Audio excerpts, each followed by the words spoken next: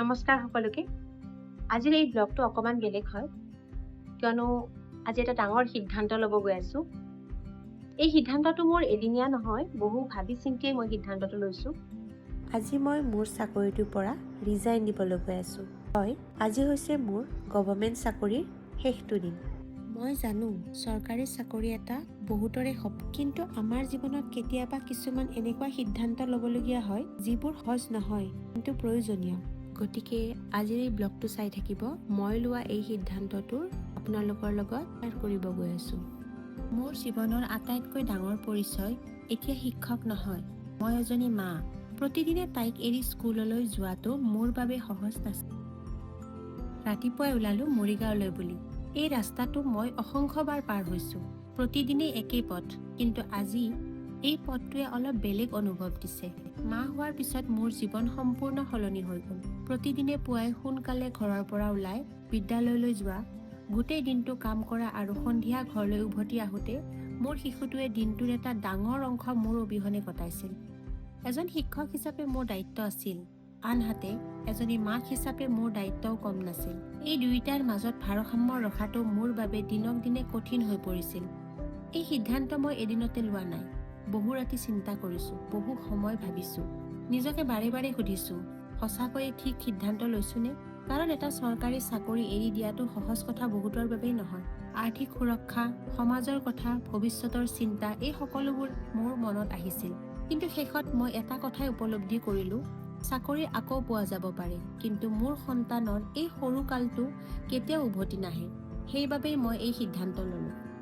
মই চাকৰি এৰা মানে সপোন এৰা নহয়। মই কেৱল মোৰ জীৱনৰ এই সময়খিনিত মোৰ সন্তান আৰু মোৰ পৰিয়ালক প্ৰথম স্থান দিলো। মই মোৰ বিদ্যালয় সহকৰ্মী, ছাত্ৰ-ছাত্ৰী আৰু মোক সহায় কৰা প্ৰতিজন ব্যক্তিৰ ওচৰত সদায় কৃতজ্ঞ হৈ থাকিম। আজি এটা অধ্যায় শেষ হ'ল, কিন্তু ইয়াৰ লগে লগে আৰম্ভ হৈছে মোৰ জীৱনৰ এটা নতুন অধ্যায়। এতিয়া মই মোৰ দৈনন্দিন জীৱন, মাতৃত্বৰ অভিজ্ঞতা, ভ্ৰমণ আৰু মোৰ জীৱনৰ বাস্তৱ কাহিনীবোৰ এই চেনেলৰ জৰিয়তে আপোনালোকৰ সৈতে ভাগ বতৰা কৰিম। মই নাজানো আগলৈ কি হ'ব, কিন্তু মই এটা কথা জানো, সাহসেৰে লোৱা সিদ্ধান্তই জীৱনত নতুন দুৱাৰ খুলি দিয়ে।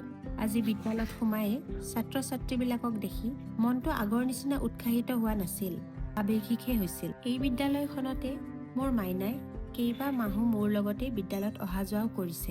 বিদ্যালয়ৰ কাষত থকা আৰু বিদ্যালয়ৰ আশে-পাশে থকা এই প্ৰাকৃতিক পৰিৱেশটো মোৰ সঁচাকৈ বহুত মনত পৰিব। এই বিদ্যালয়খনৰ ছাত্ৰ-ছাত্ৰীৰ লগতে ছাত্ৰ-ছাত্ৰীবোৰৰ মাক-দেউতাক মানে অভিভাৱকসকলে মোক যথেষ্ট মৰম আদৰ কৰিছিলে। তেওঁলোকৰ মৰম মই কেতিয়াও নাপাহৰোঁ। লগতে আমাৰ প্ৰধান শিক্ষয়িত্ৰী বাইদেউৰ মৰম, সহকৰ্মীৰ মৰম, চেনেহ আৰু তেওঁলোকৰ সহযোগিতাকো মই কেতিয়াও পাহৰিব নোৱাৰিম। প্ৰকৃতি আৰু মুকলি ঠাই মোৰ আগৰ পৰাই প্ৰিয়, আৰু মোৰ মাইনাজনীৰো চাগে তেনেকুৱাই হৈছে। সেইকাৰণে তাই দেউতাকৰ লগত সেই পথাৰখনত গৰু আৰু ছাগলীৰ লগত খেলিব গৈছে। মুকলি ঠাই বৰ ভাল পায় আৰু তাইক মাতি মাতি আনিবলগীয়া হৈছে। বহুত বিবেক বিবেচনাৰ পিছতো প্ৰধান শিক্ষয়িত্ৰী বাইদেউৰ পৰা ৰেজিগনেশ্যনখনত ছাইন লৈছিলোঁ। সেইদিনা তেওঁ মৌন হৈছিল আৰু মৌন আছিলোঁ ময়ো।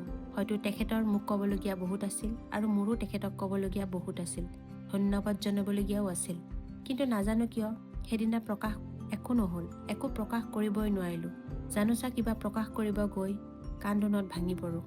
মোৰ ৰুমত চিলিণ্ডাৰ শেষ হোৱাৰ পৰা ক'ত কি বজাৰ পায়, ক'ত কি কৰিব পাৰি, সকলো কথা তেওঁৰ লগত মই সদায় আলোচনা কৰিছিলোঁ। থাকিব তেখেতৰ কৰ্ম নিপুণতাৰ কথা, কিয়নো গুণোৎসৱৰ সময়ত আমি দুজনে বহুত সময় একেলগে অতিবাহিত কৰিছিলোঁ।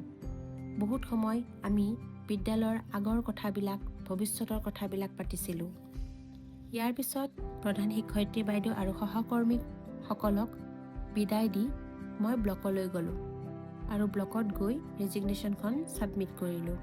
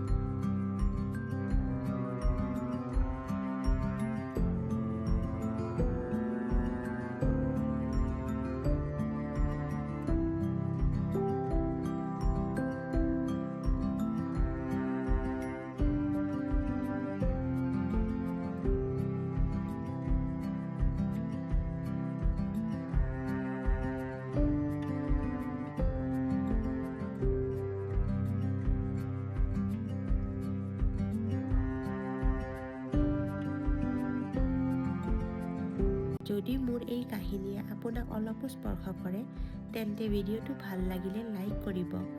আপোনাৰ মতামত কমেণ্টত জনাব আৰু মোৰ এই নতুন যাত্ৰাত সংগী হ'বলৈ চেনেলটো ছাবস্ক্ৰাইব কৰিব। ধন্যবাদ। আকৌ লগ পাম পৰৱৰ্তী ভিডিঅ'ত।